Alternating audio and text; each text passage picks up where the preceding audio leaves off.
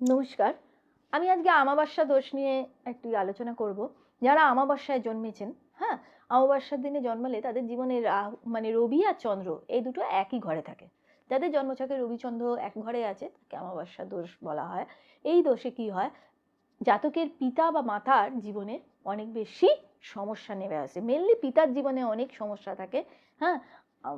প্রত্যেক জাতক আপনারা দেখবেন যাদেরই আমাবস্যায় জন্ম তাদেরই কি হয়, পিতা মাতা বা যে আয় করে তার জীবনে এবং মাতার জীবনেও সমস্যা তৈরি করে, হ্যাঁ, এবং উন্নতিতে বাধা দেয় অনেকটা ক্ষেত্রে।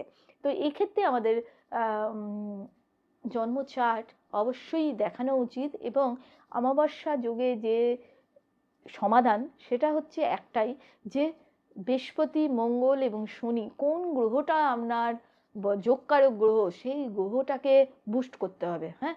সেই গ্রহটাকে যদি আমরা বলসারি করতে পারি কিছু রেমেডির মাধ্যমে, তাহলে কিন্তু এই আমাবস্যা যোগের কুপ্রভাব থেকে আমরা অনেকটাই মুক্ত হতে পারি।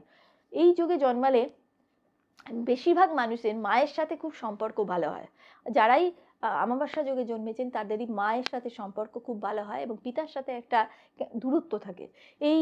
এটা যত দিন যায় তত বাড়তেই থাকে এবং পিতার জীবনেও সমস্যা নেমে আসতে থাকে আস্তে আস্তে। তো এই সমস্যাগুলো থেকে মুক্তির জন্য কি কি করা উচিত এ নিয়ে যদি আপনারা বুঝতে চান তাহলে নিজেদের জন্ম চার্ট ভালো করে দেখানো উচিত এবং সব থেকে বড় কথা, বৃহস্পতি গ্রহকে বুস্ট করবেন। চন্দ্র এবং সূর্যের বন্ধুকারক গ্রহ হচ্ছে বৃহস্পতি আর মঙ্গল। এই দুটো গ্রহ আমাদের বুস্ট করা উচিত এবং এই দুটো গ্রহকে শুভভাবে যদি আমরা কাজে লাগাতে পারি তাহলে এই আমাবস্যা যোগের কুপ্রভাব আমরা নষ্ট করতে পারি এবং ফলত জাতকের পিতামাতার জীবনের অনেক সমস্যার সমাধান হতে পারে।